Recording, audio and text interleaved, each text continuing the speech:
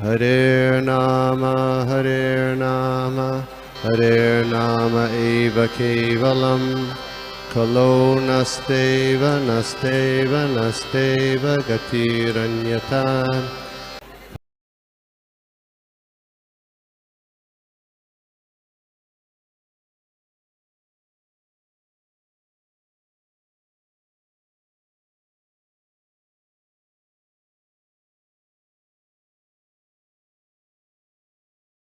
हरे कृष्णा, सभी को धन्यवाद प्रणाम। आज हम लोग श्रीमद् भागवतम का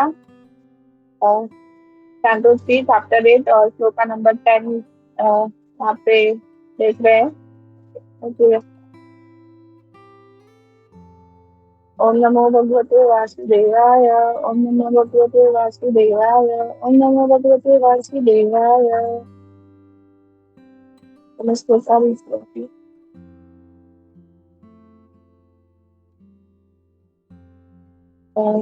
shloka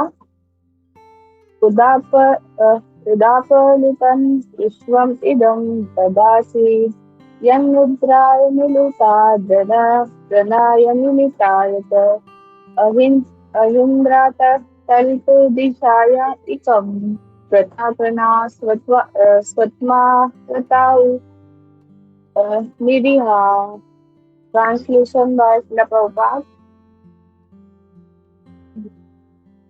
At that time when the three worlds were submerged in water, Garbhodaksha Vishnu was alone, lying on his bedstead. The great snake Anant and all those he appeared to be in slumber in his own internal potency, free from the action of the external energy. His eyes were not completely closed. Purport, बहुत छोटा सा प्रभु मैं पढ़ लेती हूँ. Purport, Prabhupada की जय. Purport. The Lord is externally enjoying transcendental bliss by his internal potency, where the external potency is suspended during the time of the dissolution of the cosmic manifest.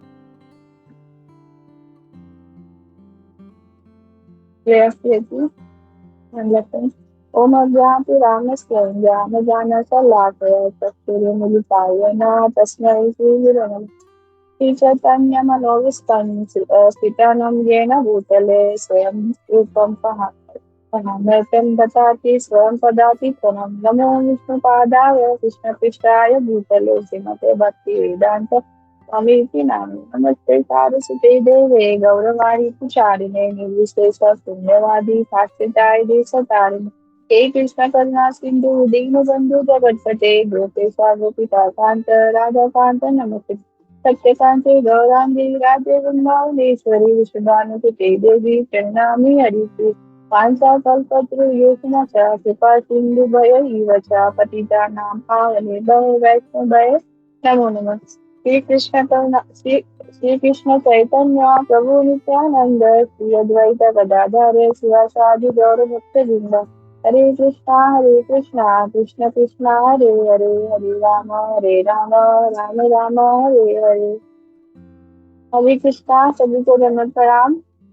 Thank you so much प्रभु जी, आपने मुझे ये सेवा दी. Please मुझे blessing दीजिए कि मैंने जो सुना है मैं यहाँ पे अच्छे से वो बोल पाऊँ. हरे कृष्णा.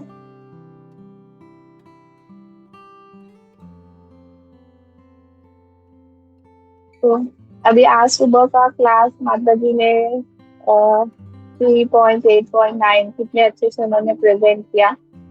तो अभी मतलब ये जो है वो चल रहा है कि मतलब गर्भोदय विष्णु ने ब्रह्मा जी का प्रकट कैसे मतलब होने वाला, उनकी कमल नाभि से वो ब्रह्मा जी प्रकट होते हैं.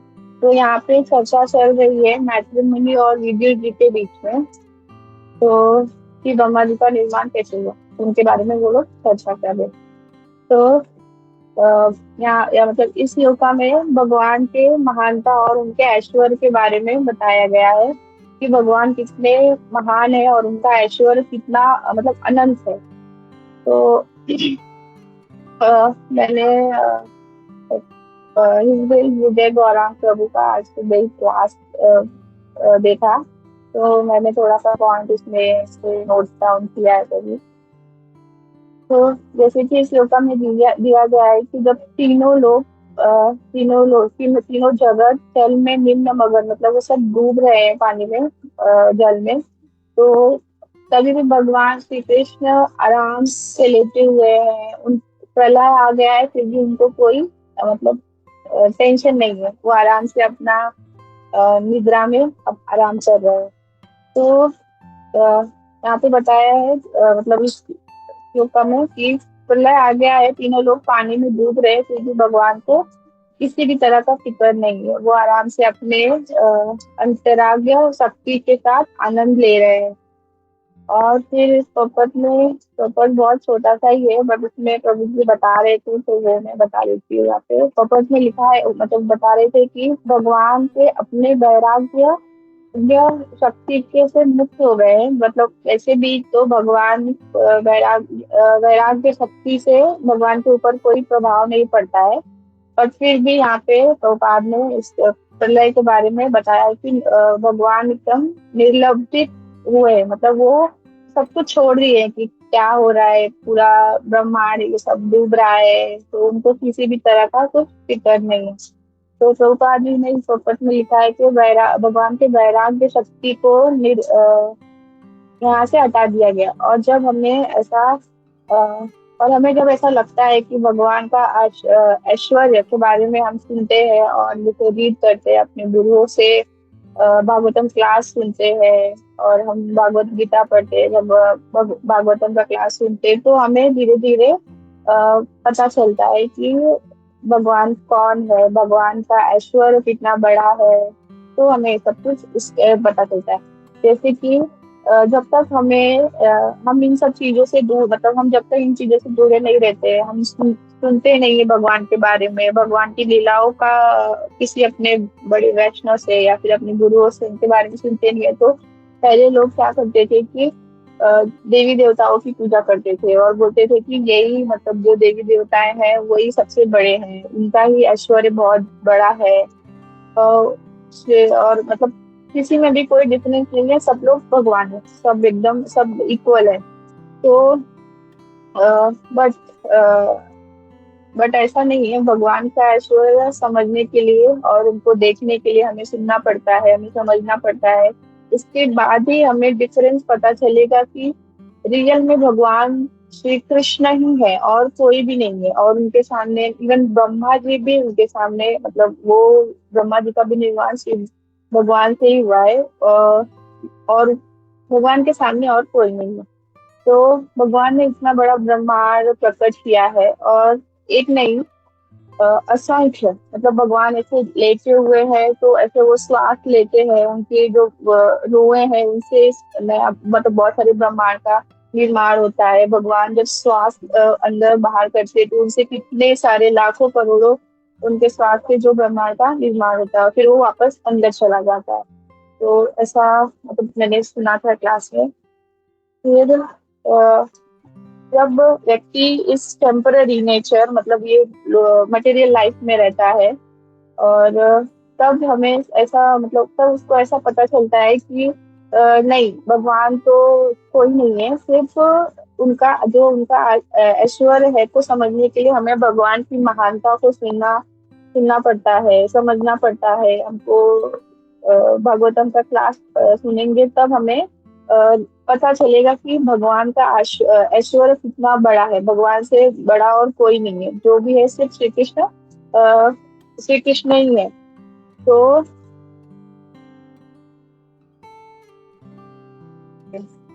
और फिर जब तक नहीं पता रहता है तो लोग अपने मन में अपनी अलग से एक काल्पनिक दुनिया, मतलब अपने इसमें खोए रहते हैं कि नहीं, जो है सिर्फ ये नॉर्मल भगवान है, जो है वो मैं हूँ, बाकी मतलब मेरे से बड़ा और कोई भी नहीं है।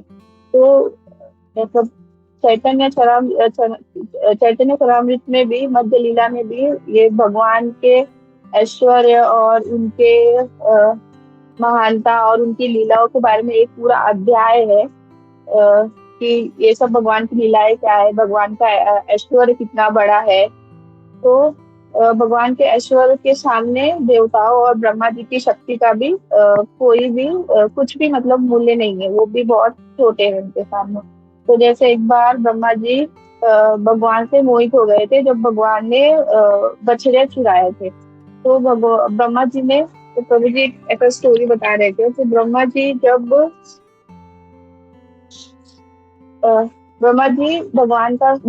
ने सोचा कि मैं भगवान की एक बार परीक्षा ले लेता हूँ। तो फिर ब्रह्मा जी द्वारका चले गए और वहां पे गए। द्वारका जाने के बाद द्वारपालों को बोले कि भगवान को बोलिए कि ब्रह्मा जी आए। तो द्वारपाल फिर अंदर गए और श्री कृष्ण को बोले कि ब्रह्मा जी आए। तो भगवान ने कहा कि उनसे पूछ के आओ कि कौन से ब्रह्मा है। तो फिर उसके बाद वो आए द्वारपाल वापस और ब्रह्मा जी को पूछे कि भगवान ने पूछा है, श्री कृष्ण ने पूछा है कि आप कौन से ब्रह्मा जी हो। तो फिर उन्होंने बोला कि बोल दो कि चार मुख वाले ब्रह्मा जी आए। तो फिर भगवान को वो द्वारपाल वापस गए, उनको बोलने चाहिए कि श्री कृष्ण चार मुख वाले ब्रह्मा है। तो फिर भगवान अपने मन में ऐसे सोच रहे कि ब्रह्मा जी को थोड़ा घमंड हो गया है। तो फिर ब्रह्मा जी सॉरी भगवान ने कहा कि ठीक है, उनको अंदर भेज दो। तो फिर ब्रह्मा जी अंदर आए और फिर भगवान ने उनसे पूछा कि क्या हुआ, मतलब कैसे आना हुआ यहाँ पे। तो भगवान ने बोला, सॉरी ब्रह्मा जी ने बोला कि इसका आंसर मैं आपको बाद में बता दूं, बाद में देता हूँ, बट पहले आप मुझे ये बताइए कि आपने ऐसा क्यों पूछा कि कौन से ब्रह्मा जी है। फिर उसके बाद भगवान 2 सेकंड के लिए थोड़ा ऐसा अपनी आंखें बंद किए, वो थोड़ा सा सोचने लगे और फिर वहां पे ऐसे बहुत सारे ब्रह्मा जी का निर्माण हुआ। बहुत ऐसे 100 मुख, 1000 मुख, उनका बहुत सारा ऐसा ये आ गया। तो फिर जो बट वो सारे ब्रह्मा जी एक दूसरे को नहीं देख पा रहे थे, वो सिर्फ अकेले ऐसा सोच रहे थे। बाकी जो जिनका ब्रह्मा जी का निर्माण हुआ वो सिर्फ श्री कृष्ण ही उनको देख पा रहे थे, मतलब वो सिर्फ श्री कृष्ण को देख पा रहे थे, बाकी किसी को नहीं देख पा रहे। बट वो जो 4 मुख वाले ब्रह्मा जी थे वो सबको देख पा रहे थे। फिर वो ऐसा सोचने लगे कि अरे ये क्या हो गया, मतलब मैं तो कुछ था हुई नहीं, कुछ था ही नहीं, ये कैसे हो गया। तो वो ब्रह्मा जी थोड़ा सा ऐसा वो सैड हो गए। फिर वो भगवान को फिर मान लिए कि नहीं, मेरा भी कोई अस्तित्व नहीं है, जो भी है सिर्फ श्री कृष्ण ही है और बाकी कोई नहीं है। तो इवन उसके कि 4 मुख वाले ब्रह्मा जी का भी थोड़ा मतलब घमंड जो था कि नहीं, मैंने ब्रह्मांड का निर्माण किया, मुझसे सब कुछ हुआ है। तो वो भी भगवान को एक्सेप्ट कर लेते कि नहीं, सिर्फ जो भी है सिर्फ श्री कृष्ण ही है और फिर कोई भी नहीं है। तो तो फिर हम जैसे एक मुख वाले व्यक्ति का फिर क्या ही सोच हो सकता है, क्या ही हम कुछ भी नहीं सोच सकते। हम अगर अगर हमको कोई बोले भी कि आप अपने माइंड से, अपने छोटे से दिमाग से थोड़ा सा भी सोचिए कि आप क्या सोच सकते हो, तो हम तो सबसे पहले क्या सोचेंगे कि नहीं, मेरा 4 फ्लैट हो, मतलब 4 बेडरूम वाला फ्लैट हो, या फिर मेरी बड़ी गाड़ी हो, या फिर मैं किसी रथ में मेरा बड़ा बहुत हो। मतलब हम ज्यादा से ज्यादा ऐसा सोच सकते हैं कि उससे बड़ा ज्यादा घर हो, मेरे पास सारी लग्जरी चीजें हो, कि मेरे घर पे भी कोई आए तो फिर मैं वो भी वहां पे अच्छे से रह सके। तो हम हमारा दिमाग जो छोटा सा है, हम उतना ही सोच सकते, उसके बारे में इससे ज्यादा कुछ और नहीं सोच सकते। तो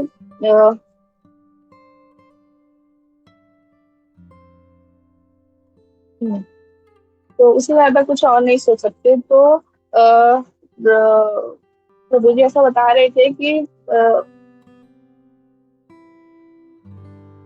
हाँ, हाँ, तो मतलब बोल रहे थे कि हम अपने माइंड से इससे ज्यादा कुछ और नहीं सोच सकते, बस इतना ही हमारा माइंड है। तो भगवान का तो कितना है, मतलब अनलिमिटेड है, नॉन बोलते हैं नॉन डिफाइंड, वो कुछ भी कर सकते हैं। तो इस वर्ड में, मतलब इस पर्पट में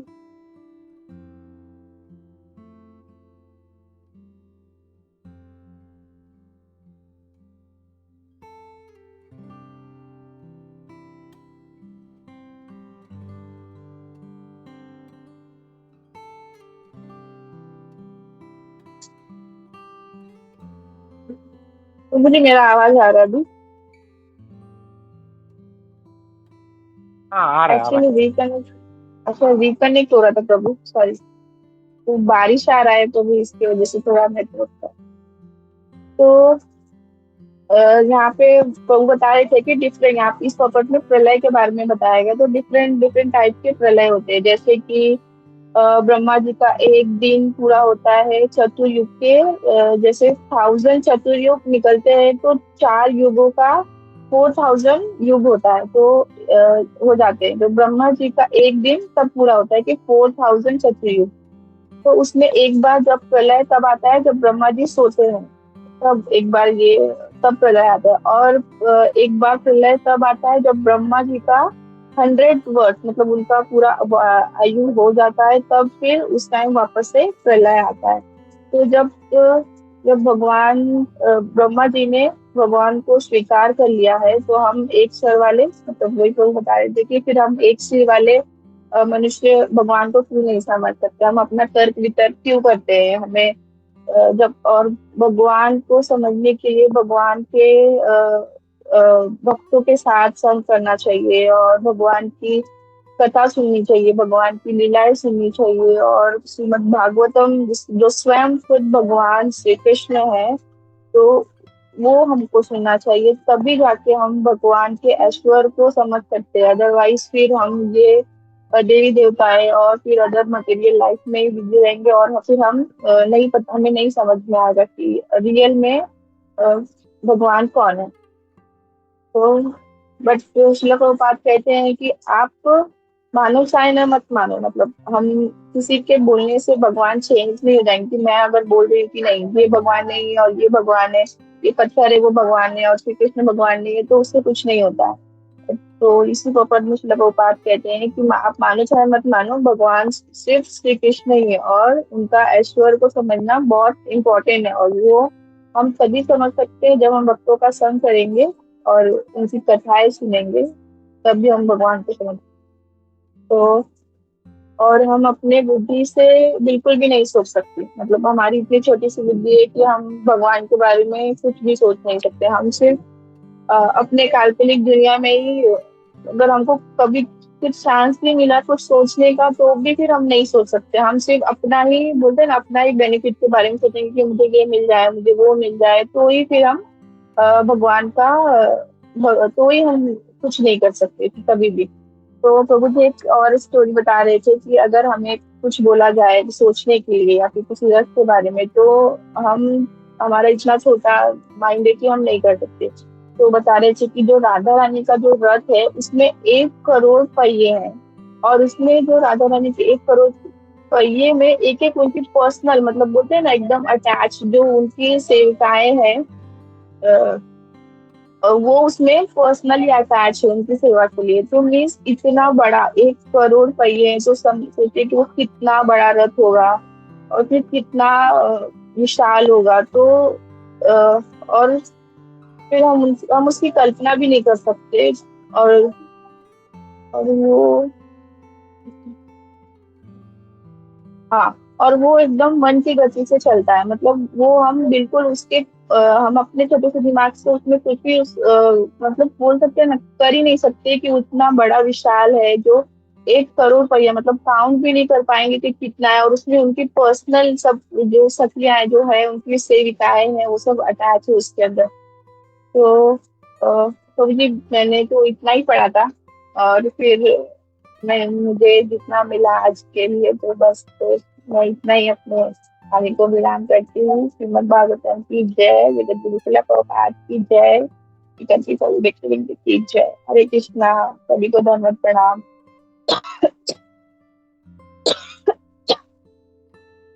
हरे कृष्णा रागिनी, बहुत अच्छा प्रिपरेशन किया। एक्चुअली तो सोच रहा था क्या बोलेगी, लेकिन फिर भी इतना आधा घंटा बोल लिया है, बड़ी बात है। क्योंकि देखा जाए तो श्लोक का जो है इसमें सिर्फ भगवान कैसे लेटे हैं अनंत शेष पे। जैसे कुछ श्लोक पहले हमने अनंत शेष जी का देखा था, वर्णन था, तो उसके ऊपर भगवान गर्भोदक्षाय विष्णु लेटे हुए हैं, और ये कहा जा रहा है कि ऐसा लग रहा है कि वो गहरी नींद में है, लेकिन वो अपने अंतरंगा शक्ति में है। और उनकी आंखें जो है वो खुली नहीं, हमारी तरह नहीं है उनका, मतलब जो भौतिक नींद हमारा जैसा होता है वैसे नहीं है, मतलब भगवान है उनका। इवन सोना भी जो है, जन्म कर्म हर चीज उनका दिव्य लीला। इवन उनका सोना भी जो है ऐसा लग रहा है सो रहे, लेकिन उनकी आंखें हल्की सी खुली है उनके। तो यहाँ पे ये वर्णन है, और प्रभुपाद जी भी तात्पर्य में कैसे बता रहे हैं कि भगवान हर चीज में जो है अपनी अंतरंगा शक्ति में आनंद लेते हैं, और जब वो सोते हैं तो उनकी बहिरंगा शक्ति जो है, जब सारा प्रलय हो रहा होता है तो ये सारा पूरा क्या बोलते हैं ना, पॉज में चला जाता है, सस्पेंड हो जाता है टेम्परेरी। तो तुमने बहुत अच्छे से इसको ब्रह्मा जी से और बाकी चीजों से कनेक्ट किया, तो थैंक यू, थैंक यू। और किसी का कोई प्रश्न है, टीका टिप्पणी है तो लेते हैं। हरे कृष्णा।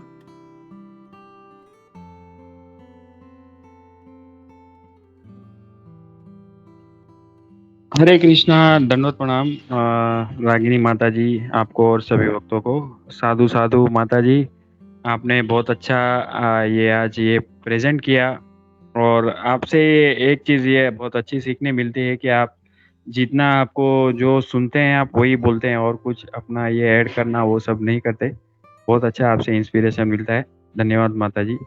और प्रभु जी, माता जी, इसमें एक एक जिज्ञासा, ये जो यहाँ पे अनंत शेष जी के बारे में बताया जा रहा है, तो प्रभु जी थोड़ा सा खाली इसमें समझने के लिए कि जैसे अभी इसके पहले के श्लोक में हमने जैसे देखा कि शंकरसन जी जो है वो मतलब पूरे ब्रह्मांड के नीचे हैं, और वहाँ पे वे भागवत कथा कर रहे हैं, मतलब भागवत के बारे में बता रहे हैं सनत कुमार आदि सभी चारों कुमारों को। तो अभी वो जो उनका वो वहाँ का वो भूमिका है, और अब ये जैसे हम देखते हैं कि एक यहाँ पे है गर्भोदक्षाय विष्णु जो भी अनंत शेष पे विराजमान, मतलब ये जैसे ये शयन कर रहे हैं। और प्रभु जी, एक जैसे हम शिरोदक्षाय विष्णु के बारे में देखते हैं, वो उनका भी अ, उनका भी मतलब ये ऐसा यही देखने में आ रहा है कि वो भी ऐसे जो है शेष शैया पे ये शयन करते हैं। तो प्रभु जी, ये जो शेष शैया है वो मतलब शंकरसन जी ही होते हैं प्रभु जी? हर हर जो ये विष्णु है, गर्भोदक्षाय विष्णु और ये शिरोदक्षाय विष्णु के साथ, और वही जो शंकरसन जी जो है वही प्रभु जी रहते हैं जो नीचे भागवत कथा, मतलब जो सनत कुमार आदि सभी ये चारों कुमारों को बताते हैं। हरे कृष्णा।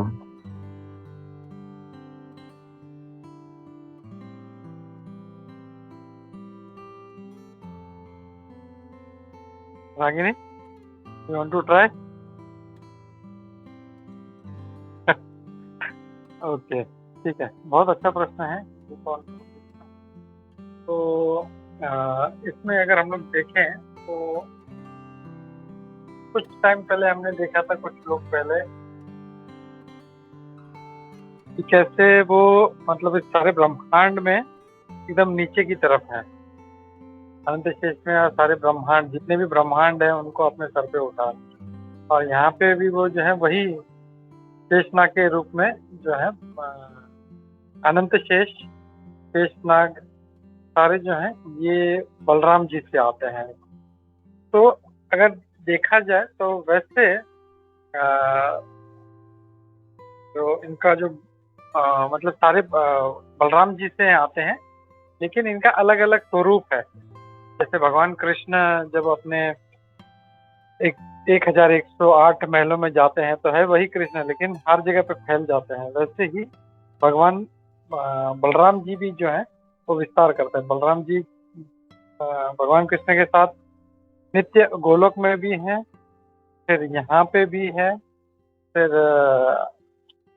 जैसे गर्भोदक्षाय विष्णु के साथ महाविष्णु दक्षाय महाविष्णु जो है कारणोदक्षाय विष्णु, उनके साथ भी रहते हैं, गर्भोदक्षाय विष्णु के साथ में भी रहते हैं। वैसे एक जो स्वरूप है जो अनंत शेष के रूप में सारे ब्रह्मांड को उठा के रखता है, तो वो है वही, लेकिन उन्होंने अलग अलग रूप लेके रखा है और वो अपना लीला जो है एक बलराम जी के रूप में गोलोक में करते हैं, एक यहाँ पे भौम में वृंदावन है उसमें करते हैं, महाविष्णु जी के साथ करते हैं। तो it takes different different form. Hare Krishna.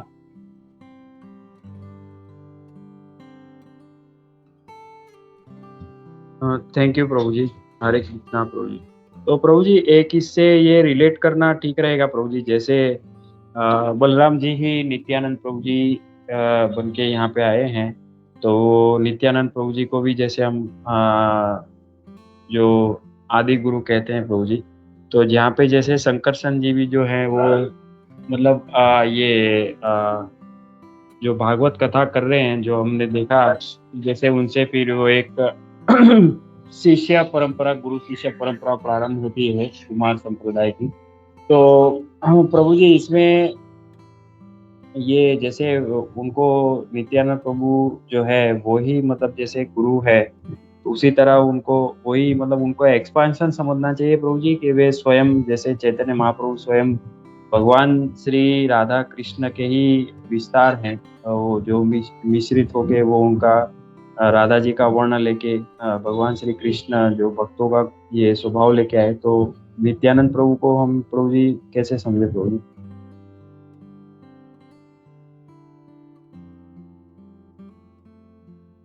हरे कृष्णा। हाँ प्रभु, जैसे चैतन्य महाप्रभु साक्षात भगवान कृष्ण हैं श्रीमती राधा रानी के भाव में, वैसे ही बलराम जी भी जो है साक्षात बलराम जी हैं। नित्यानंद प्रभु नित्यानंद प्रभु जो है वो साक्षात बलराम जी हैं, इट्स नॉट डिफरेंट। और वही नित्यानंद प्रभु बन के आते हैं और वो अपना चैतन्य महाप्रभु के साथ लीला करते हैं वो। तो या हम लोग बोल सकते हैं कि वही साक्षात बलराम जी जो हैं वो नित्यानंद प्रभु ही हैं। Hare Krishna. Thank you Prabhu ji. Hare Krishna Prabhu. Thank you Prabhu आपको। ठीक है, तो और कोई प्रश्न टीका टिप्पणी नहीं है तो हम लोग रुकते हैं। Thank you Ragini once again, बहुत अच्छे से, यद्यपि मतलब छोटा सा श्लोक था लेकिन बहुत कम समय में तुमने प्रिपरेशन किया, कुछ लेक्चर सुने, इमीडिएटली तुमने ये सेवा के लिए हाँ बोल दिया, दैट वाज फैंटास्टिक। तो ऐसे ही सेवा करते रहो और भक्ति में आगे बढ़ो, यही हमारी शुभकामना, हमारी प्रार्थना होगी तुम्हारे लिए। थैंक यू बेटा। हरे कृष्णा। हरे कृष्णा प्रभु। नहीं, थैंक यू सो मच प्रभु, आपने ये सेवा दिया। हरे कृष्णा। और मुझे एक बोलना था जीवन प्रभु। हरे कृष्णा। एक्चुअली मैं तो उतना कैपेबल नहीं हूँ प्रभु कि मैं कुछ इसमें ऐड कर पाऊँ, तो इसके लिए मैं जो सुनती हूँ मैं बस उतना ही अच्छे से बोल पाऊँ। मैं बस यही प्रभुपाद और गुरु महाराज और सभी भक्तों को से प्रे करती हूँ कि जो मैं सुनूं बस उतना ही बोल पाऊँ। हरे कृष्णा। सभी को धन्यवाद प्रणाम। करेक्ट, अपने को यही करना है, हम लोग को कुछ उसमें ऐड नहीं करना है अपने मन से, और अपने मन से कुछ निकालना नहीं है। जो हम सुनते हैं आचार्यों से, अपने गुरु महाराज से, हम लोगों को वही रिपीट करना है। हमारा परंपरा ही वही है, एज इट इज वाला। हमने जैसे कुछ श्लोक पहले भी देखा था कि कैसे सनत कुमार जी ने जो शंकरसन जी से सुना था, एज इट इज उन्होंने सुनाया था, तो वही करेंगे हम लोग। तो एज इट इज जो है मैसेज हम लोग आगे हम लोग को बढ़ाते रहना है। ठीक है, thank you Ragini, thank you everybody. तो हम लोग रुकते हैं और कल सुबह मिलते हैं जपा के लिए। हरे कृष्णा। सभी को प्रणाम। ग्रंथ श्रीमद् भागवतम की जय, श्री प्रभुपाद की जय, इस्कॉन गुरु वृंद की जय, सभी एकत्रित भक्त वृंद की जय। हरे कृष्णा। हरे कृष्णा।